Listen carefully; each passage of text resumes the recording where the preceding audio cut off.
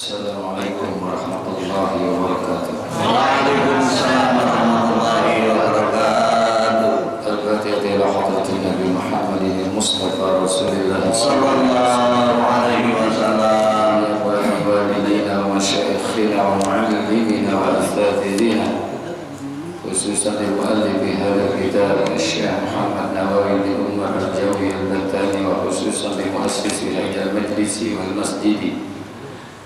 أن الله يغفر لهم ويرحمهم ويعلي درجاتهم في الجنة ويرفعنا بأسرارهم وأنوارهم وعلومهم ونفعاتهم بالدين والدنيا والآخرة، وأن الله الكريم يفتح علينا فتوح العارفين ويفقهنا بالدين ويرزقنا كمال الإخلاص واليقين.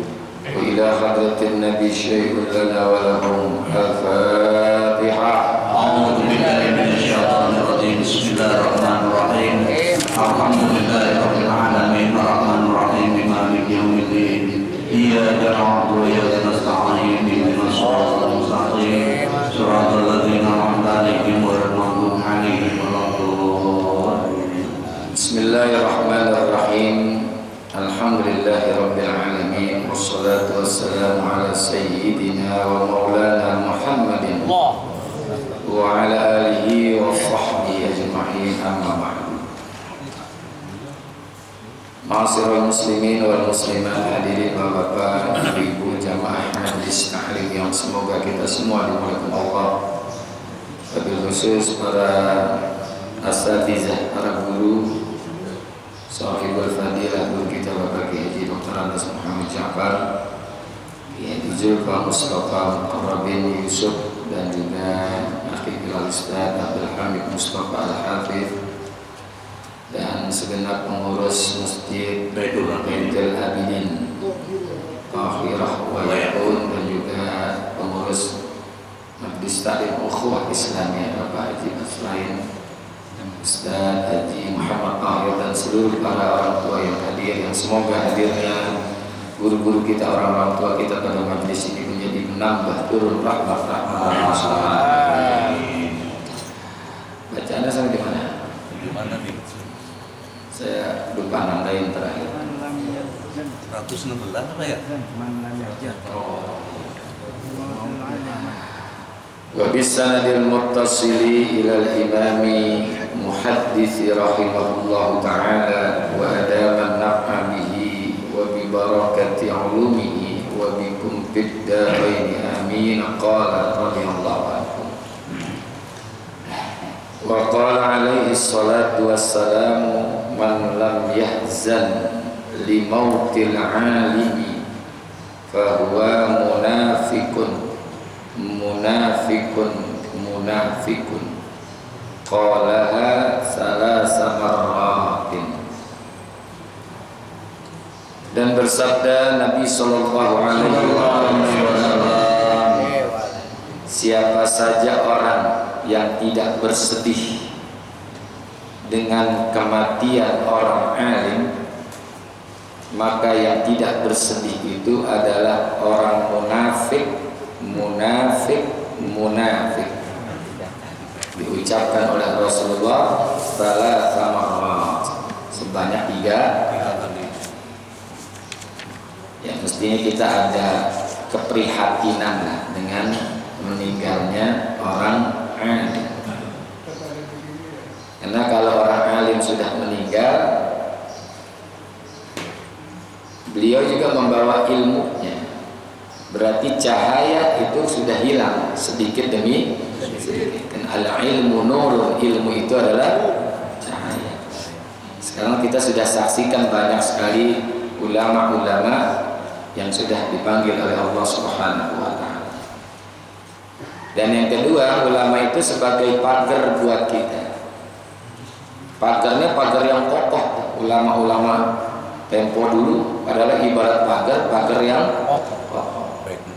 Sekarang masih ada nih, cuma pagarnya pakai lidih kecil-kecil, ya, lidih, makanya gampang goyah. Nah, kita mesti ada kesedihan, keprihatinan dengan wafatnya orang saleh, meninggalnya orang saleh. Karena kalau kita senang, sebaliknya senang gitu dengan matinya orang soleh, nggak bedanya kita dengan iblis. Ya.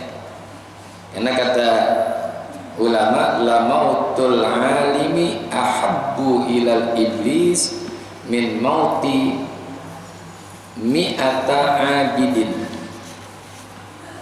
Matinya, wafatnya orang yang alim bagi iblis itu lebih dia sukai, satu orang nih lebih dia sukai daripada 1000 orang yang ahli ibadah. Jadi iblis senang banget tuh kalau ada orang alim meninggal. Makanya kalau ada manusia senang dengan adanya kematian orang alim, ya iblis. Ya alhamdulillah, kita doain makanya orang soleh, orang alim itu supaya Allah berikan panjang umur. Udah alim soleh lagi, udah alim soleh. Ini merupakan sesuatu yang luar biasa. Udah alim soleh, kita sebut aja orang soleh namanya. Tadi Syekh Nawawi disebutkan manakib-manakibnya itu bizikrihi tatanazzalur rahmah. Dengan menyebut nama orang soleh itu menjadi sebab turunnya rahmat. Fadlan bihudurihim, apalagi orang ini itu ada, hadir di tengah-tengah kita. Baru disebut aja tuh orang soleh, orang alim, itu jadi sebab turunnya rahmat. Apalagi orangnya ada wujudnya di hadapan kita. Ya.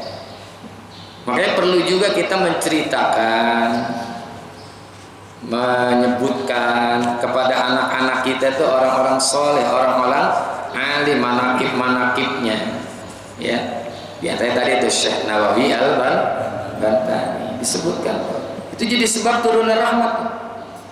Beda kalau nyebutin orang belegu. Apa tuh belegu? Belegu gitu apa ya?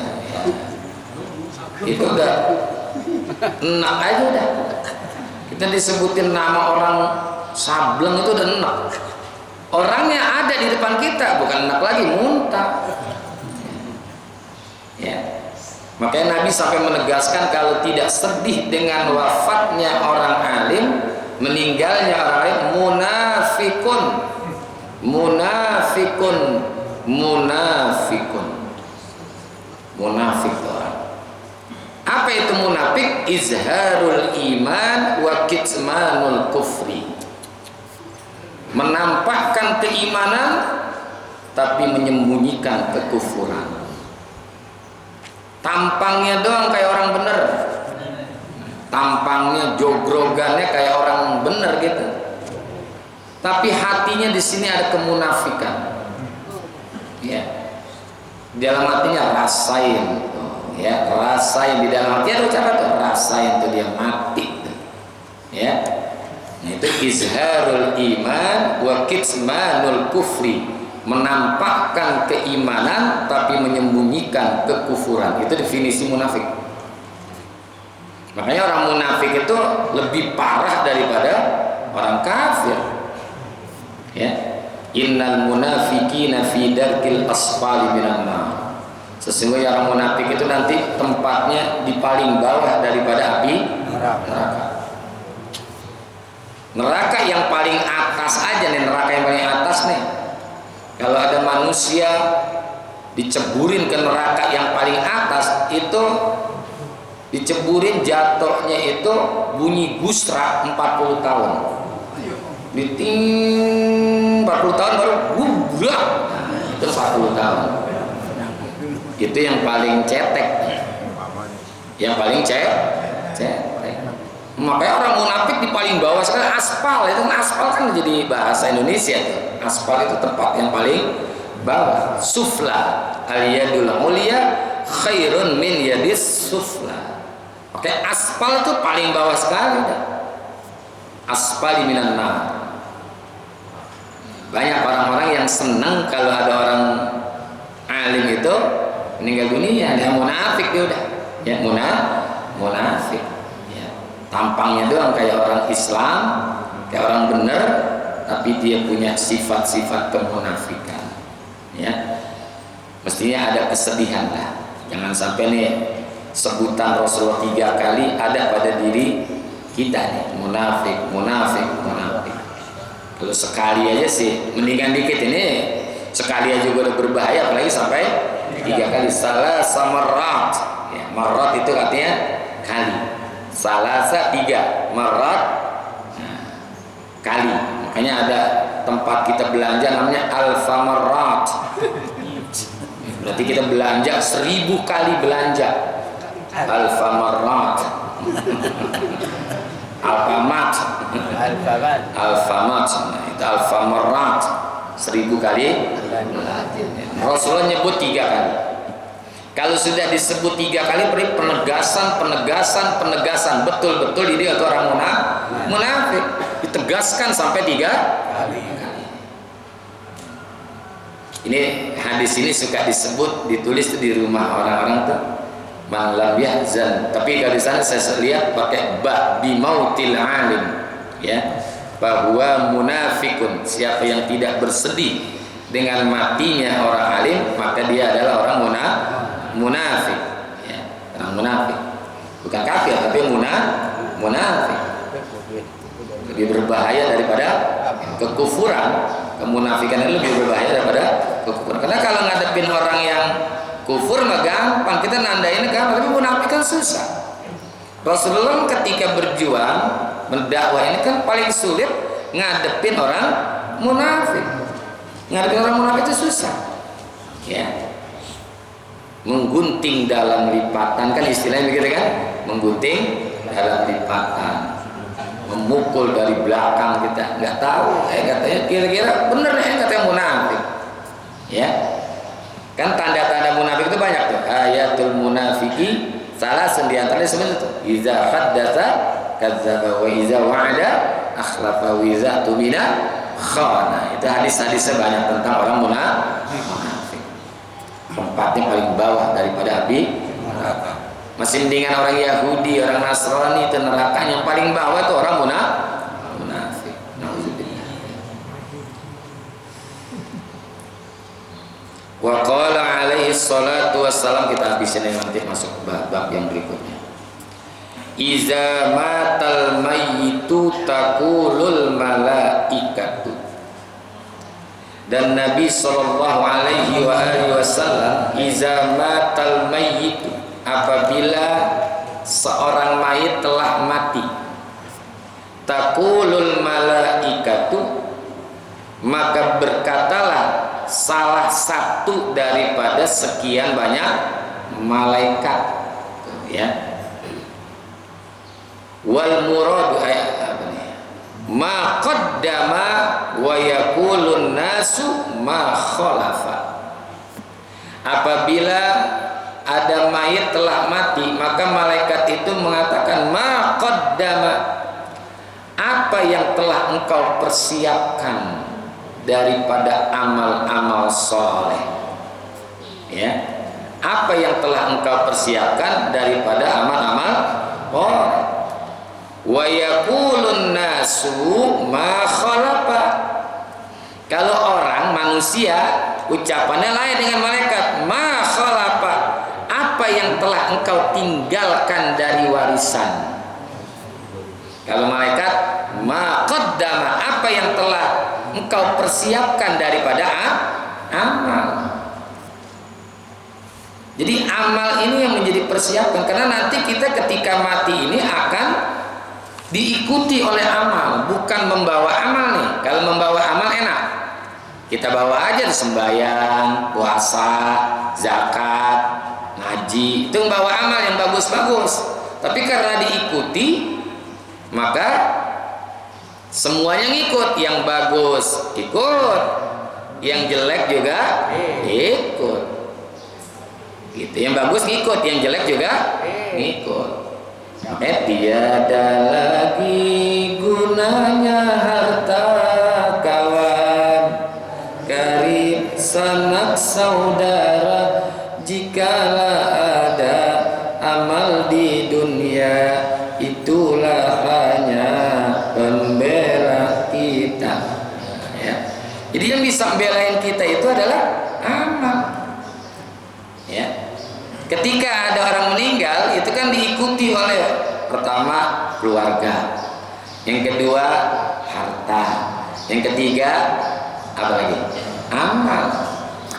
Hartanya pulang, dianterin pakai mobil ke Kerawang, Sandiaga Hill. Itu yang nganterin mobilnya pulang semua, balik lagi. Keluarganya, anaknya, istrinya juga balik pulang. Yang ngikut adalah amalnya. Ya, amal yang mana? Ya dua-duanya. Yang bagus ngikut, yang buruk juga ngikut.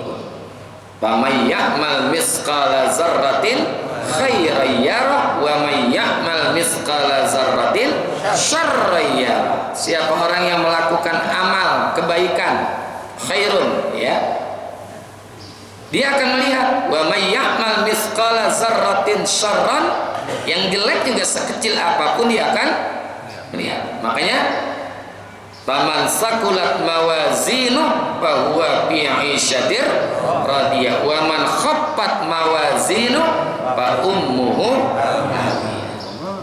Faman sakulat mawazinu, maka siapa saja orang yang berat timbangannya, maka dia berada dalam keridhaan Allah. Tapi bagi orang yang ringan timbangannya, fa ummuhu hawiyah, maka nanti akan sudah disiapkan tempatnya di neraka hawiyah.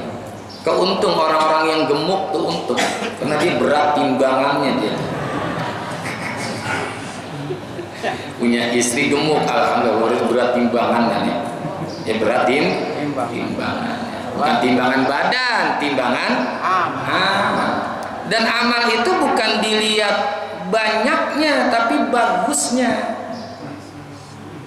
Ayatnya alladzi khalaqal mauta wal hayata liyabluwakum ayyukum ahsanu amala.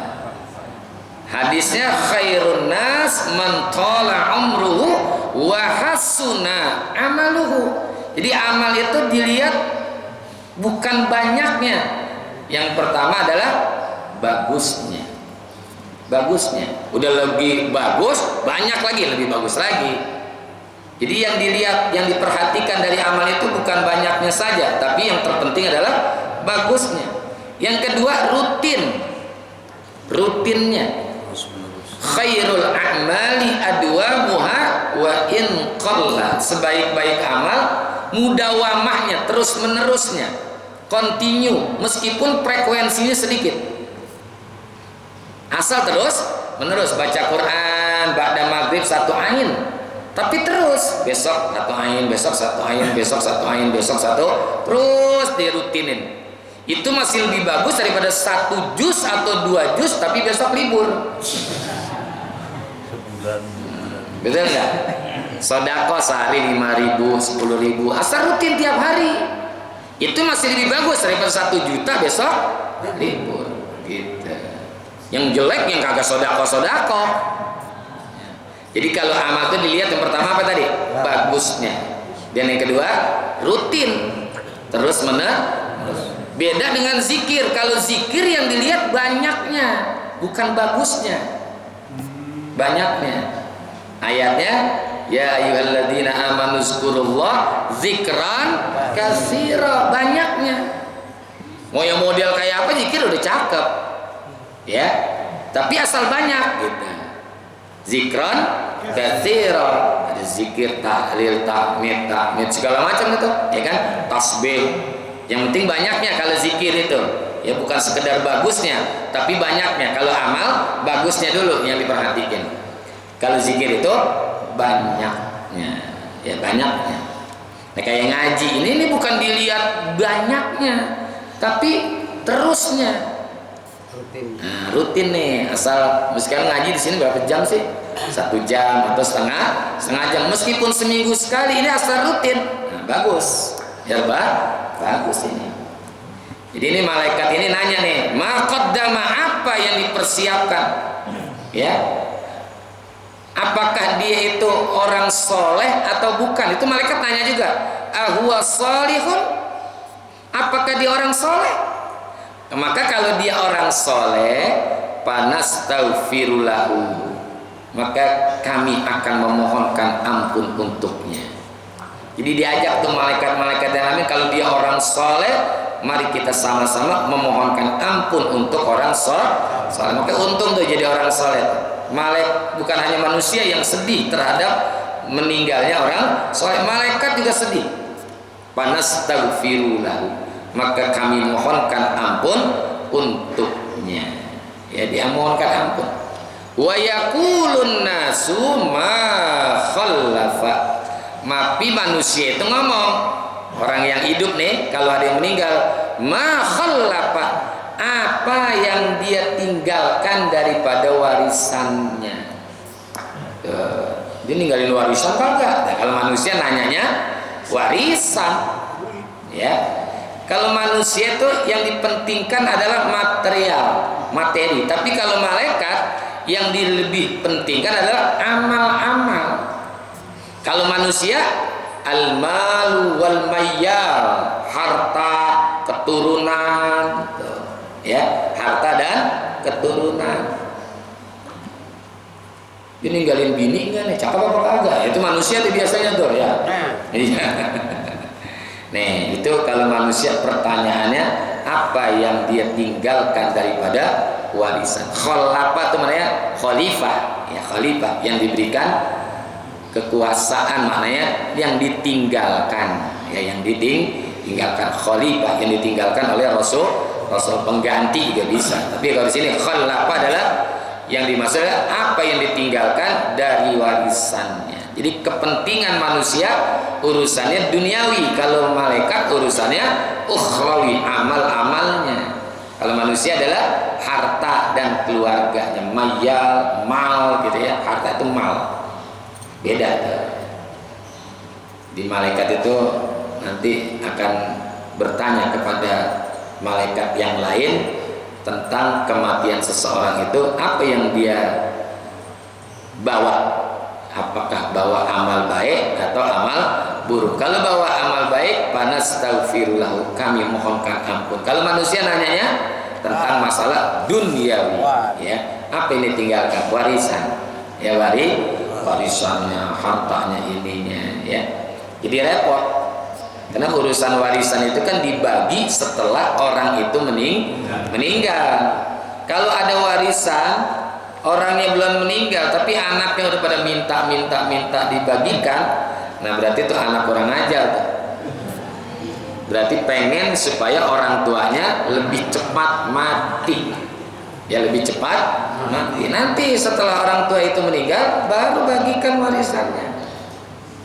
Kemarin saya juga diminta untuk di musyawarah keluarga, punya warisan ya ada kali 200 meter, saudaranya ada 5, dibagi berapa terserah deh. Saya bilang mau warisan, mau fraid apa mau hibah, ya kedua-duanya kan ada konsekuensinya. Hibah ada konsekuensi, faraid juga ada konsekuensinya. Jadi ada untung ruginya gitu. Faraid ada untung ruginya, ya. Hibah juga ada untung ruginya, ada yang diuntungkan, ada yang dirugikan. Faraid juga ada yang diuntungkan, ada yang dirugikan. Jadi gimana nih? Saya bilang akhafud darorain, ambil yang paling ringan. Mudorotnya yang paling ringan mana? Gitu, ya. Karena kalau di faraid itu orang itu suaminya dapat setengah dari harta yang dimiliki oleh istrinya. Kenapa? Karena istrinya kagak punya anak. Istrinya kagak punya anak. Ada anak adopsi mah kagak dapat dari mana, ya, kecuali kalau anak adopsi itu didaftarkan atas pemerintah, didaftarin ke atas kan, ya. Oke, pesan saya mudah-mudahan nih ya, kalau ngadopsi anak jangan didaftarin ke pemerintah, nggak usah, udah gitu. Dia kena nanti punya hak, bisa hukum agama kalah dengan hukum negara gitu. Ya, kalau bisa jangan, kalau bisa ya. Jadi jangan didaftarin. Ya. Jadi istrinya meninggal, suaminya kan dapat setengah, saudaranya dapat setengah tapi rame-rame. Gitu, dapat setengah tapi rame kan yang diuntungkan siapa? Suaminya kan, gitu kan. Dan saudaranya, kok setengah rame-rame kan ada 5. Itu ada konsekuensinya. Hibah ya begitu juga, suaminya juga ya gue dapat segini dong, kayak gitu. Tapi yang paling ringan mudaratnya mana? Ya. Ini masalah warisan ada sesuatu yang rumit. Nah, jadi bedanya antara malaikat dengan manusia, urusannya malaikat itu bertanya tentang amal-amal, kalau manusia bertanya tentang warisannya. Wallahu a'lam bishawab. Nanti masuk bab yang ke-38 yaitu fadilah zikrul qabri wa ahwali. Wallahu a'lam bishawab. Ilaihi marji'u wal ma'ad bil hidayah wa taufiq. Wassalamualaikum warahmatullahi wabarakatuh.